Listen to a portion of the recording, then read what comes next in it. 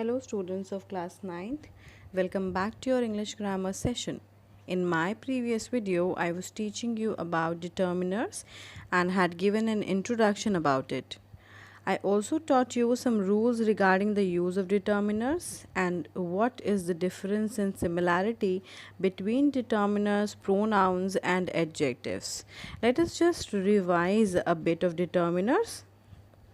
Determiners are always placed before nouns in a sentence. This I have already told you in my previous video that you have to place determiners just before a noun if there is no adjective in a sentence. Okay, there can be more than one determiner in a sentence. Yes, we have discussed this also in a previous video कि you can put more than one determiner or you can spot more than one determiner in a sentence according to their placings.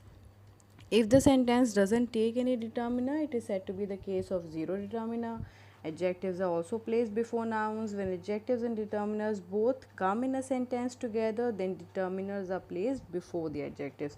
Now the last point is very important because when there is an adjective in a sentence, then you have to keep this in mind that you don't have to place your determiner in between the adjectives and noun. You have to keep this in mind that you have when there is an adjective, you have to place determiner before the adjective and not in between adjective and determiner. Okay, ये आपको बहुत ध्यान देना है कि जब आपके sentence में एक एन एडजेक्टिव भी होगा तो आपको एडजेक्टिव और नाउन के बीच में नहीं, आपके एडजेक्टिव के पहले आपको डिटर्मिनर को पुट करना है. ठीक है, ये हम लोगों ने डिस्कस भी किया था हमारे प्रीवियस वीडियो में बहुत अच्छे से एक एग्जांपल लेकर के कि हमें किस तरीके से एडजेक्टिव के साथ अपने डिटर्मिनर को प्लेस करना है. हम लोग फिर से एक एग्जांपल देखते हैं इस वीडियो में. Let's see.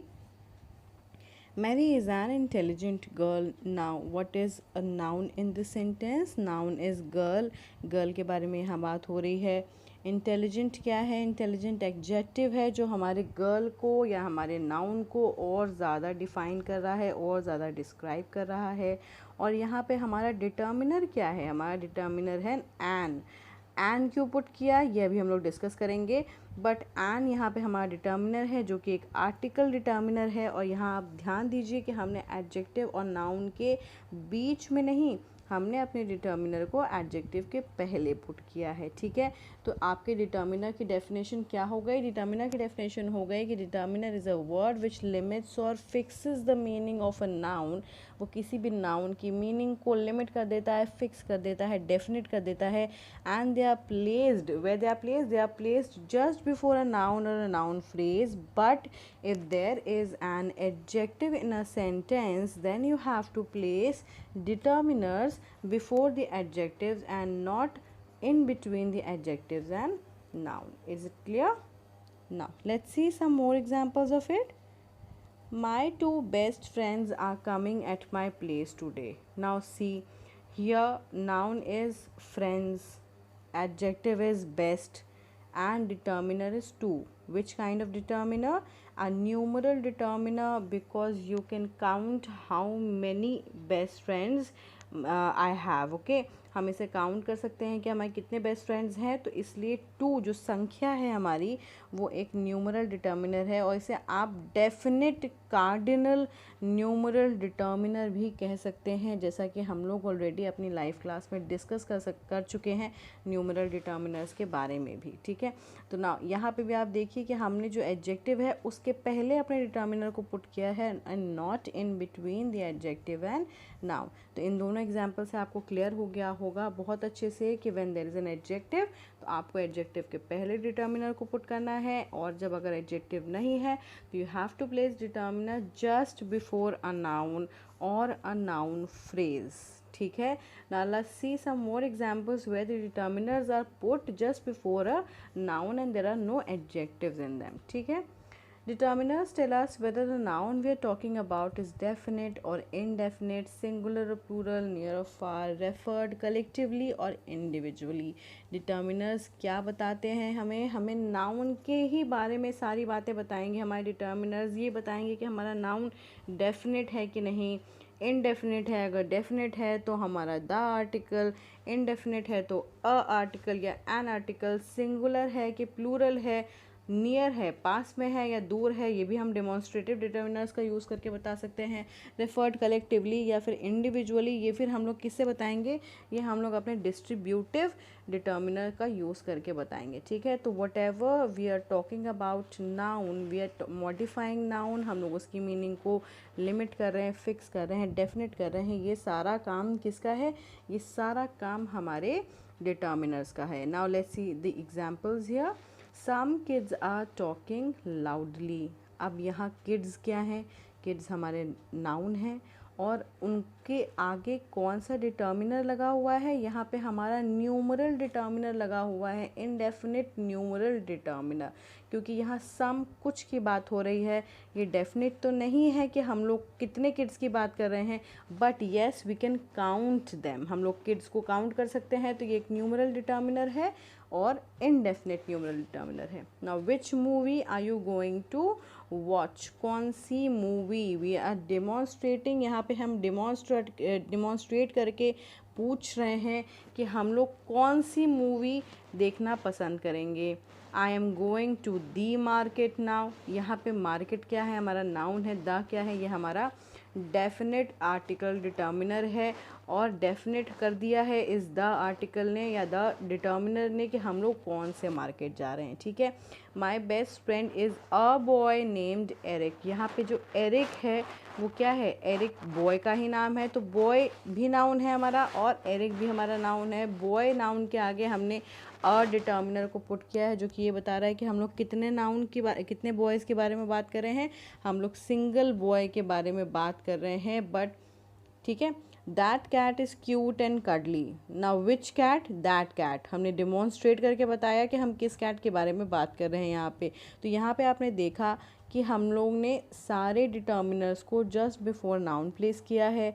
इसके पहले हमने देखा था दो एग्जांपल्स में कि हम लोग एडजेक्टिव और नाउन के साथ कैसे पुट करेंगे डिटर्मिनर्स को, ठीक है।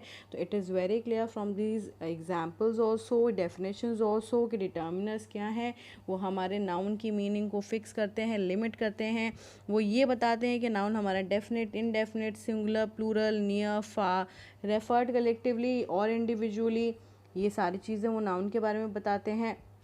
और उनकी प्लेसिंग भी हमने बहुत अच्छे से देख ली कि हमें किस तरीके से उन्हें नाउन के पहले या नाउन फ्रेज के पहले पुट करना है, ठीक है। Now in this video I will be starting some types of determiners, and the first type of determiner that I am going to tell you is articles. You people already know what are articles since you all are studying about it from a very lower class, but I will try and add something to your knowledge of articles in my this video. So let us begin. Now see, articles क्या होते हैं, articles are determiners that make a general a particular reference to a noun.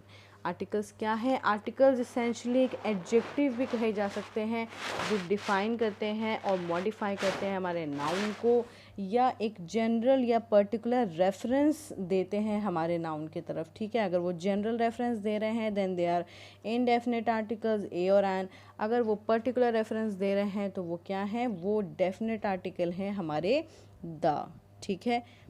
ये clear हो गया है इन दोनों ही definition से कि हमारे इनडेफिनेट और डेफिनेट आर्टिकल क्या है। डेफिनेट आर्टिकल्स वो होते हैं जो रेफ़र करते हैं टू अ पर्टिकुलर पर्सन और थिंग, और इनडेफिनेट आर्टिकल क्या है, because they do not refer to a particular person और thing, so they are called indefinite articles. It will be more clear to you when you go through these examples that I am going to tell you.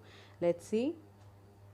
I saw a boy in the park today. Now the speaker is talking about a boy who is unknown to him, who is a random boy, जिसके बारे में बात हो रही है कि कोई एक बॉय है, मैंने एक लड़के को देखा आज पार्क में, कौन सा लड़का, कहाँ से आया था, क्या कर रहा था, ये सब कुछ भी यहाँ पे नहीं बताया गया है, ठीक है। ये ना स्पीकर ने बताया है ना लिसनर को पता है, और यहाँ पे सिर्फ एक चीज़ क्लियर हो रही है अ बॉय से कि हमने एक सिंगल बॉय को देखा, ठीक है। हम जब आर्टिकल्स को और डिफाइन करेंगे और ज़्यादा डीपली पढ़ेंगे तब आप ये जान पाएंगे कि when we talk about articles so we talk about single thing, ठीक है। तो यहाँ पे हम लोग सिंगुलर बॉय के बारे में बात कर रहे हैं, एक लड़के के बारे में बात कर रहे हैं कि एक लड़के को मैंने आज पार्क में देखा, बट वो कौन सा डेफिनेट लड़का है ये इस सेंटेंस से क्लियर नहीं हो रहा है, ना स्पीकर हमको क्लियर कर रहा है। But look at this example. I saw the boy in the park today. Now the boy, when you put the in front of a noun, so it becomes definite कि हम लोग किस particular person, place और animal की बात कर रहे हैं. यहाँ पे जो स्पीकर है हमारा, वो ये द पुट करके ये बताना चाहता है कि वो एक पर्टिकुलर बॉय के बारे में बात कर रहा है, जो उसको भी पता है कि किसके बारे में बात हो रही है और हमारे लिसनर को भी पता है कि किस बॉय के बारे में बात हो रही है. ठीक है, तो when you put the in front of a noun, it makes it particular, it makes it definite. ये डेफिनेट कर देता है हमारा द आर्टिकल कि हम लोग किस पर्टिकुलर पर्सन और थिंग के बारे में बात कर रहे हैं. ठीक है, और हम आ पुट करते हैं तो वो इनडेफिनेट रहता है या वो कंफर्म सर्टेन नहीं रहता है कि हम किस नाउन के बारे में बात कर रहे हैं. क्लियर है? Let's see some more examples and one more feature of articles that a and an are use for singular nouns. अभी मैंने आपको बताया कि ए एंड एन जब भी जहाँ भी पुट होंगे तो वहाँ पे ये बात तो क्लियर हो जाएगी कि हम लोग सिंगुलर नाउन्स के बारे में बात कर रहे हैं. Let's see the example. He is a teacher, he is an actor. A teacher an actor, यहाँ पे हमने अ और एन को पुट कैसे किया है, ये आप लोग बहुत बचपन से पढ़ते चले आ रहे हैं कि जब भी we encounter a consonant sound or a consonant letter in a noun, then we put a in front of them. ठीक है, a is used before the nouns that begin with a consonant sound और a consonant letter. और इसका just opposite होता है हमारे an के साथ कि an is used before the nouns that begin with vowel sound या फिर vowel letter. अब यहाँ पे आप देखिए जो हमारा टीचर है, टीचर में ट क्या निकल के आ रहा है, साउंड हमारा ट का साउंड निकल के आ रहा है, और जो लेटर स्पॉट किया है हमने टीचर में वो भी हमारा एक कॉन्सोनेंट लेटर है. So we'll put a in front of teacher. और सेकेंड एग्जाम्पल में आप देखिए कि एक्टर जो है उसमें जो शब्द जो आपका साउंड निकल के आ रहा है वो भी आपके वॉवेल साउंड निकल के आ रहा है. एक्टर ए निकल करके आ रहा है और जो लेटर आप स्पॉट कर रहे हैं वो भी एक वॉवेल है. So will put an in front of it. तो whenever you spot a consonant letter or consonant sound you will put a in front of it, and when you encounter a vowel sound or a vowel letter you will put an in front of it. ठीक है, अब vowels क्या है ये बहुत अच्छे से पता है आप लोग को ऑलरेडी, इसलिए I am not going deep inside it. Vowels क्या है, A E I O U are vowels, and other than all these letters everything is consonant. ठीक है, now let's see some uses of indefinite articles कि हम indefinite articles को other than consonant sound और letter कहाँ कहाँ use करेंगे, कैसे यूज़ करेंगे. ठीक है, a is used before a word beginning with a consonant sound, I just told you. An is used before a word beginning with a vowel sound. ठीक है, let's see the examples. Ram is a teacher, I am a student, and I saw a lion. Now यहाँ पे क्या हो रहा है, teacher, student, lion, ये तीनों क्या हैं, आपके नाउन हैं. और टीचर के में आप ट साउंड को देख रहे हैं, स्टूडेंट में आप स साउंड देख रहे हैं, लायन में आप ल देख रहे हैं. ये तीनों ही कॉन्सोनेंट साउंड है. इन सब के आगे आपने क्या पुट किया है, अ पुट किया है. अब वॉवेल साउंड्स देख लें. I have an ox, Ram has an umbrella, Sita bought an ink pot. अब आप यहाँ देखेंगे कि ऑक्स में आपका ओ का साउंड निकल के आ रहा है तो उसके आगे हमने एन पुट किया. अम्ब्रेला में आपका यू का साउंड तो नहीं निकल के आ रहा पर वोवेल साउंड निकल के आ रहा है अ का, अम्ब्रेला, तो यहाँ पे भी हम एन पुट करेंगे. इंक पॉट में क्या साउंड निकल के आ रहा है, ई साउंड निकल के आ रहा है, तो हम लोग यहाँ पे भी एन पुट करेंगे. ठीक है, तो इन सारे एग्जाम्पल से ये और क्लियर हो गया कि कैसे हमें कॉन्सोनेंट साउंड या वोवेल साउंड के आगे अ और एन को पुट करना है. We'll see some more uses of indefinite articles here. Indefinite articles are used before a singular countable noun when it is used for the first time. When you are writing some paragraph या कोई भी आप paragraph लिख रहे हैं, story लिख रहे हैं, and when you come through a singular countable noun, जब आप उसको पहली बार यूज़ करते हैं अपने पैराग्राफ में, अपने सेंटेंसेस में, और वो सिंगुलर है, काउंटेबल है, ये सारे वर्ड्स आपको बहुत अच्छे से क्लियर है कि सिंगुलर का मतलब क्या होता है, काउंटेबल का मतलब क्या होता है, नाउन का मतलब क्या होता है. ठीक है, तो जब आप एक सिंगुलर काउंटेबल नाउन को स्पॉट करते हैं for the first time in your paragraphs, then you put indefinite articles in front front of them according to the sound they are producing, ठीक है। आई सो अ बॉय, यहाँ पे बॉय क्या है हमारा, बॉय हमारा नाउन है, इससे कॉन्सोनेंट साउंड निकल के आ रहा है, तो यहाँ पे हमने अ पुट किया है। A cow was grazing in the field, ठीक है। तो यहाँ पे काउ क्या है हमारा नाउन है, उसके आगे भी हमने इनडेफिनेट आर्टिकल आ को यूज़ किया है according to the sound it is creating, ठीक है। तो जब आप भी सिंगुलर काउंटेबल नाउन्स को इनकाउंटर करेंगे for the first time in your paragraphs, you will put indefinite articles before them. Now next is indefinite articles are used in the numerical sense of the word one. You have to be very clear with this thing कि जब भी हम संख्या एक की बात करते हैं, नंबर वन की बात करते हैं, तो वहाँ पे हम इनडेफिनेट आर्टिकल्स को पुट करेंगे। या आप उसके दूसरे तरीके से भी समझ सकते हैं कि जब आप इनडेफिनेट आर्टिकल्स देखते हैं, इसका मतलब कि हम एक संख्या के बारे में बात कर रहे हैं, ठीक है ना। ये और ज़्यादा क्लियर हो जाएगा जब आप एग्जाम्पल देखेंगे कि he gave me a pen, उसने क्या दिया, उसने मुझे एक पेन दिया है। ये कैसे पता चला कि एक ही पेन है, बिकॉज अ पुट किया गया है हमारी पेन के आगे। Ram bot N ox, Ram ने एक ऑक्स को या एक बैल को ख़रीदा। यहाँ पे ये कैसे क्लियर है कि एक ही ऑक्स है, ये इसलिए क्लियर हो गया है क्योंकि हमने एन को पुट किया है according to the sound ox is producing. तो यहाँ पे क्लियर है कि जब भी हम संख्या एक, नंबर एक की बात करते हैं या नंबर एक की बात होगी, तो वहाँ पे हम लोग इनडेफिनेट आर्टिकल्स और एन को पुट करेंगे। अभी ये आपको क्लियर हो गया है कि इनडेफिनेट आर्टिकल्स और एन दोनों होते हैं एंड उनको हम उनके साउंड के अकॉर्डिंग पुट करेंगे, ठीक है। Indefinite articles, if I am talking about indefinite articles, that means I am talking about both a and an not just a and not just an, ठीक है। So let's see some more uses of it. Indefinite articles are used in the expression of price, speed, etc.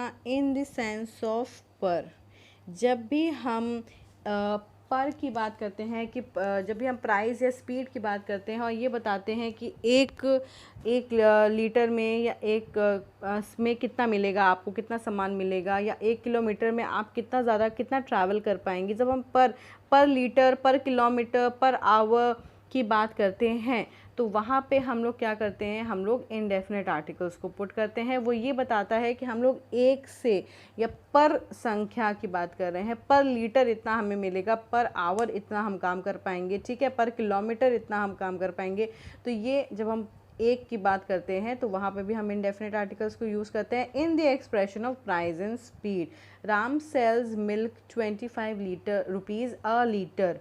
अब यहाँ पे अ litre का मतलब है कि पर लीटर, हर एक लीटर पे कितना पैसा मिलता है उसको, 25 रुपीज़ मिलता है। Shyam drives car 60 miles an hour, हर आवर में वो कितना कार चला लेता है, वो 60 माइल्स कार चला लेता है, ठीक है। तो हर घंटे में, हर लीटर में कितना सामान मिल रहा है, कितना वो गाड़ी चला ले रहा है। जब हम एक्सप्रेशन ऑफ प्राइस या स्पीड की बात कर रहे हैं तो हम इनडेफिनेट आर्टिकल्स ए और एन को पुट करेंगे। Now let's see the last use of the indefinite articles, that is कि indefinite articles are used before a singular countable noun in exclamatory sentences. Now आप पहले ये समझिए कि हमारे exclamatory sentences होते क्या हैं। exclamation जो शो कर रहे हों या जो ये शो कर रहे हों कि हमारा क्या फीलिंग है, ठीक है, हमारी फीलिंग्स क्या हैं, तो हम उन सेंटेंसेस को एक्सक्लेमेटरी सेंटेंसेस कहते हैं। या फिर a sentence which expresses sudden strong feeling of Joy, सोरो, वंडर और anger is called an exclamatory sentence. जैसे कि आप कह सकते हैं अलास, ये शब्द क्या है, ये आपको दुख को प्रकट करता है। What a beautiful picture it is, ठीक है, ये उसके खुशी को आपके जाहिर कर रहा है कि हम एक कितनी खूबसूरत पिक्चर को देख पा रहे हैं। हाउ फुलिश ही इज़, ठीक है, ये उसकी एक कैरेक्टरिस्टिक को बता रहा है, ये बता रहा है कि हम इरिटेटेड हैं उसकी फुलिशनेस पे, ठीक है। What a fierce beast it is, ये सारे सेंटेंसेस क्या बता रहे हैं, ये एक फीलिंग, स्ट्रॉन्ग फीलिंग को शो कर रहे हैं आपकी, चाहे वो खुशी की हो, दुख की हो, अमेज होने की हो या गुस्से की हो, ठीक है। इन सब फीलिंग्स को शो करने के लिए हम लोग एक्सक्लेमेटरी सेंटेंसेस का यूज़ करते हैं।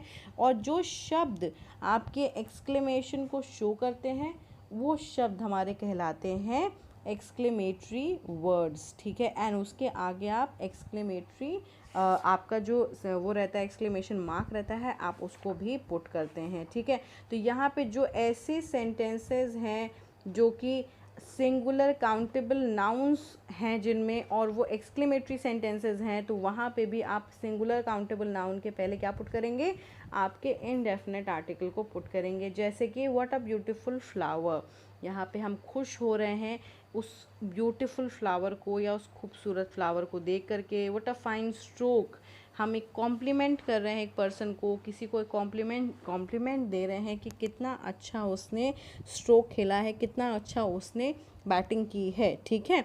तो जब हम एक्सक्लेमेशन या फीलिंग्स शो करते हैं तो उन सेंटेंसेस में जो नाउन्स होंगे आपके, उनके पहले भी हम लोग क्या पुट करेंगे, हम लोग आ को पुट करेंगे या इनडेफिनेट आर्टिकल्स को पुट करेंगे, ठीक है।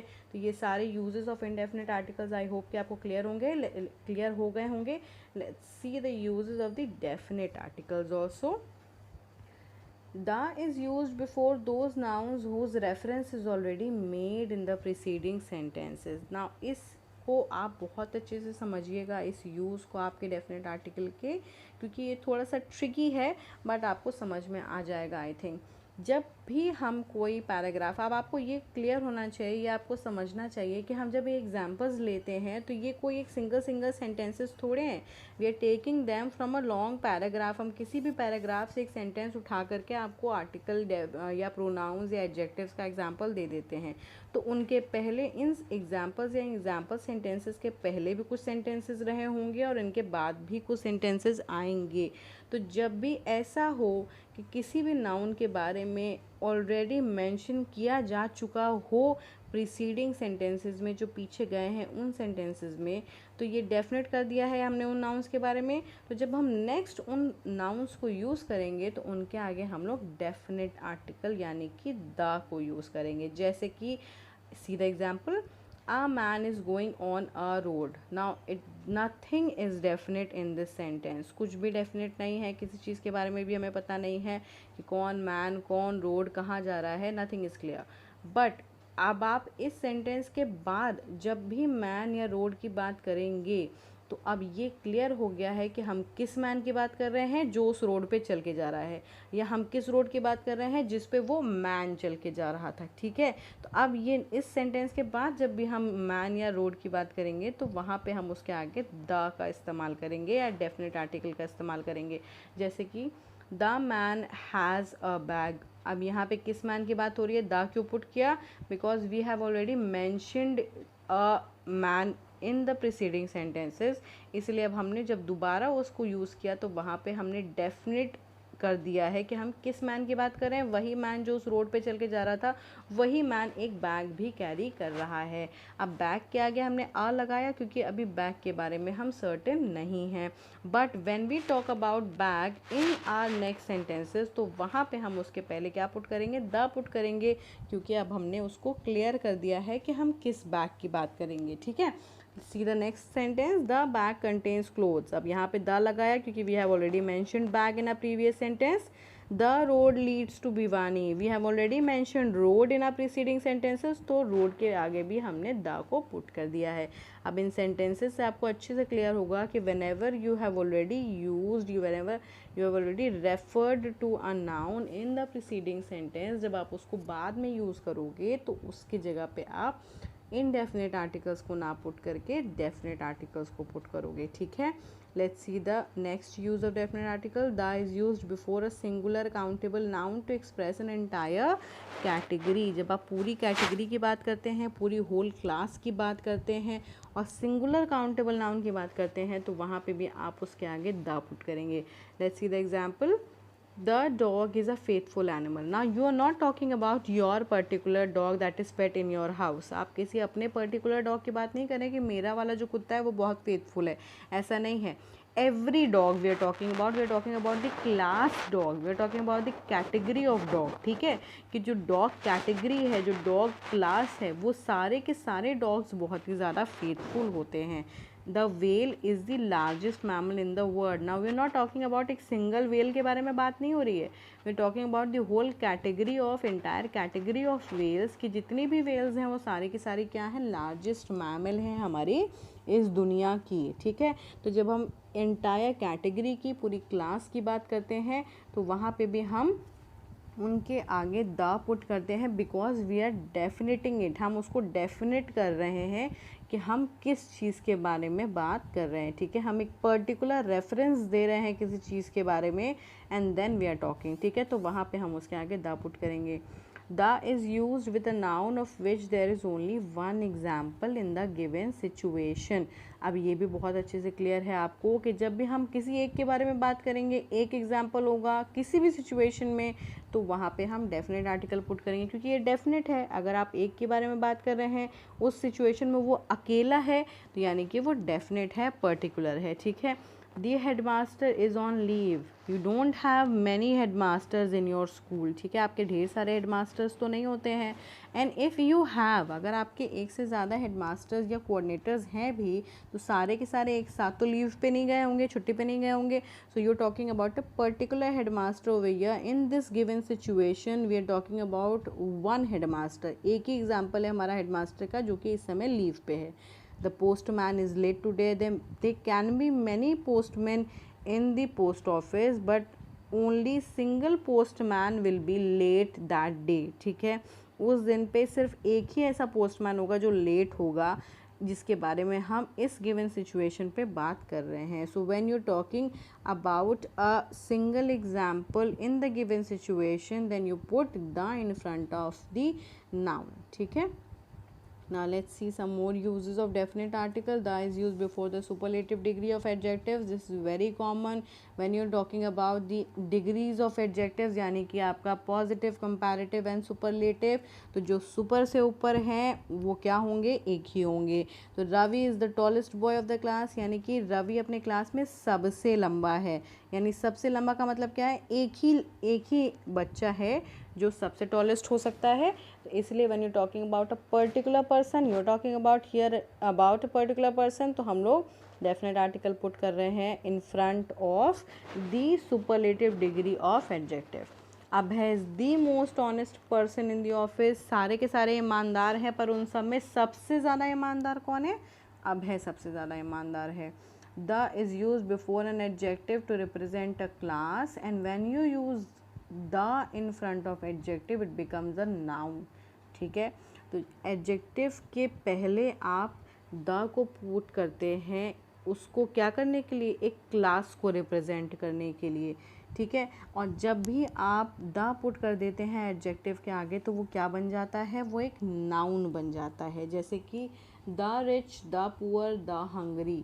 अब यहाँ पे क्या हो रहा है, द रिच का मतलब किसी एक के बारे में बात नहीं हो रही, जितने भी लोग अमीर हैं, द क्लास ऑफ अमीर्स, यहाँ जितने भी अमीर हैं उन सब की बात हो रही है, जितने भी गरीब हैं उन सब की बात हो रही है, जितने भी भूखे हैं उन सब की बात हो रही है। ठीक है, we are talking about a whole class, we are representing a whole class of rich, poor and hungry over here. And when you put the in front of an adjective, तो वो यहाँ पे क्या बन गया है, नाउन बन गया है हमारा। ठीक है, now next is the is used when we refer to a particular person or thing। ये उसके डेफिनेशन में ही है कि the डेफिनेट आर्टिकल है और वो हमेशा किसी पर्टिकुलर पर्सन या थिंग को रेफ़र करेगा। जैसे कि the boy who is playing is my brother, ये डेफिनेट है कि जो लड़का खेल रहा है वो कौन है, वो मेरा भाई है।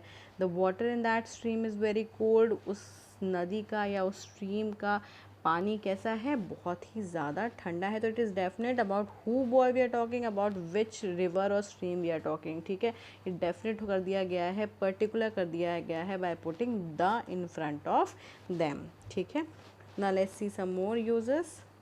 ना ऑल दीज यूजेस जो मैं अभी आपको बताने वाली हूँ इन 7th पॉइंट, ये सारे के सारे आपको लर्न करने पड़ेंगे। ये आप 3-4 बार जब इसको पढ़ेंगे तो आपको अपने आप से याद हो जाएगा, बिकॉज आप इस चीज़ को समझिए कि ये सारे के सारे अपने में एक है। ठीक है, they are single, they are unique. ये सारी चीज़ें क्या हैं, अपने आप में यूनिक हैं। Earth, moon, the sun, the sky, ये सारे के सारे अपने में एक हैं। जितनी भी नेशनैलिटीज़ हैं या रिलीजन हैं वो सारे के सारे अपने में एक हैं। Plural names of countries, names of rivers, mountain ranges, famous और holy books, newspapers and magazines, historical buildings, trains या शिप्स का नाम, हिस्टोरिकल इवेंट्स। ना वर्ल्ड वॉर तो एक ही वर्ल्ड वॉर हुई होगी ना, कई सारी वर्ल्ड वॉर तो है नहीं। अगर कई सारी वर्ल्ड वॉर हैं तो उसको हमने नंबर से डिफ्रेंशिएट किया है कि वर्ल्ड वॉर 1, वर्ल्ड वॉर 2, ठीक है। तो ये डेफिनेट है कि हम वर्ल्ड वॉर की जब बात कर रहे हैं तो हम किस चीज़ की बात कर रहे हैं। Directions east west north south, अगर हम ईस्ट बोल रहे हैं तो इट इज़ डेफिनेट कि हम एक पर्टिकुलर डायरेक्शन में रेफ़र कर रहे हैं। डेजिग्नेशंस, चेयरमैन, जनरली किसी भी कंपनी में एक ही चेयरमैन होता है, एक से ज़्यादा नहीं।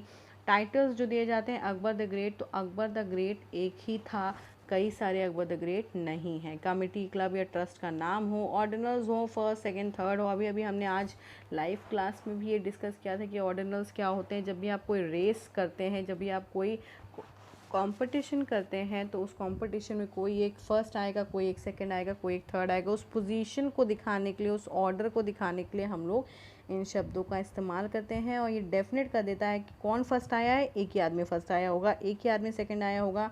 तो we are talking about a particular person और थिंग हियर। तो ये सारे यूजेस आपको यूनिकनेस बताते हैं कि ये सारी चीज़ें यूनिक है अपने आप में। गंगा यूनिक है, यमुना यूनिक है, ताजमहल, रेड फोर्ट यूनिक है, टाइटैनिक यूनिक है। तो इन सब के आगे डेफिनेट आर्टिकल द को ही पुट करेंगे, ठीक है।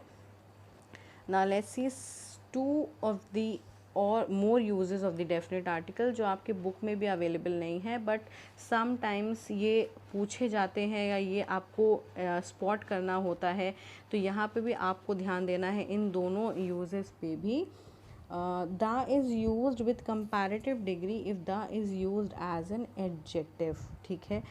जब भी कंपैरेटिव डिग्री यूज़ हो रही होगी तो आप द यूज़ करेंगे एडजेक्टिव के साथ जब आप कंपैरिजन कर रहे होंगे कि अगर ऐसा होगा तब ही ऐसा होगा, ठीक है। ये और क्लियर हो जाएगा आपको एग्जांपल से कि the higher you go the cooler it becomes, it only becomes cooler when you go higher. जब आप ऊपर जाते हो तब ही कूलर होगा, तब ही ठंडा होगा। आप नीचे ही बैठे रहोगे तो कूलर या ठंडा नहीं होगा, ठीक है। तो you are making a comparison here, you are creating a comparative adjective here, comparative degree of adjective here. तो इस कंपैरेटिव डिग्री ऑफ एडजेक्टिव के साथ आप द यूज़ करेंगे because you creating a comparison here, ठीक है। तो आपको ये पैटर्न याद करना है कि the plus comparative degree of adjective then something, then again the plus comparative degree of adjective then again something, ठीक है। तो ये पैटर्न याद रखिए कि इस तरीके का अगर पैटर्न है, कंपैरिजन हो रहा है, कंपैरेटिव डिग्री है, तो उसके आगे आपको क्या पुट करना है, द पुट करना है। The higher the risk the greater the returns, only you will get the returns in greater amount when you take the risk higher, ठीक है। तो यहाँ पे भी कंपैरिजन किया गया है, तो द फिर आपकी कंपैरेटिव डिग्री ऑफ एडजेक्टिव, फिर द रिस्क, फिर द और comparative degree of adjective then the returns, ठीक है। तो ये इस पैटर्न को याद रखिए और इस पैटर्न के हिसाब से आप द पुट करिएगा। Comparative, only this pattern will follow the before comparative degree, otherwise आप कंपैरेटिव डिग्री ऑफ एडजेक्टिव के साथ द पुट नहीं करेंगे, ठीक है। आप सिर्फ और सिर्फ सुपरलेटिव के साथ पुट करेंगे। बट यहाँ पे जब आप कंपैरिजन करेंगे और इस तरीके का पैटर्न स्पॉट करेंगे तो वहाँ पे आप कंपैरेटिव डिग्री के साथ भी क्या पुट करेंगे, द पुट करेंगे, ठीक है। Let's see the last example of the definite article. Express a selection along with comparative degree. यहाँ पे कंपैरेटिव डिग्री के साथ साथ आप दो में से एक को सिलेक्ट जब कर रहे हों या दो में से एक को सिलेक्शन दिखा रहे हों तब भी आप क्या करेंगे, आप द पुट करेंगे। पैटर्न क्या फॉलो करेंगे, द के साथ कंपैरेटिव डिग्री फिर ऑफ द टू। जब इस तरीके का आप पैटर्न स्पॉट करेंगे तो वहाँ पे आप क्या करेंगे, कंपैरेटिव डिग्री के साथ भी आप द पुट करेंगे। जैसे रीमा इज़, द लिखा है, द के बाद मोस्ट ब्यूटीफुल क्या है, कंपैरेटिव डिग्री है, ऑफ द टू सिस्टर्स, यानी ऑफ द टू लिखा हुआ है फिर सिस्टर्स, यानी उन दोनों सिस्टर्स में से हमने सिलेक्शन किया कि रीमा उन दोनों में से ज़्यादा खूबसूरत है। He is the younger of the two boys. ना यंगर क्या है, कंपैरेटिव डिग्री है, द क्या है, द आपका डेफिनेट आर्टिकल है, एंड ऑफ द टू के बाद बॉयज़ लिखा हुआ है। तो यहाँ पे उन दोनों बॉयज़ में से यंगर कौन सा है ये आपने सिलेक्ट किया या सिलेक्शन दिखाया, ठीक है। तो when you express a selection along with comparative degree then also you use the with with the comparative degree of adjectives. Now I hope कि ये सारे uses आपके indefinite articles के definite articles के आपको अच्छे से clear होंगे. Go through this video of mine. मैंने बहुत अच्छे से कोशिश की है कि आपको हर एक पॉइंट को बहुत अच्छे से एक्सप्लेन कर दिया जाए कि आपको कोई भी प्रॉब्लम ना आए in whole of your life. जब आप आर्टिकल्स पढ़ें तो आप जब भी इस वीडियो को देखें तो आपको कोई भी डाउट्स रह ही ना जाएं. Every doubt should be cleared by watching this video. But still if you have any doubts then we'll clear those doubts in our live classes, in our live sessions. And till then, stay home, stay safe. Thank you.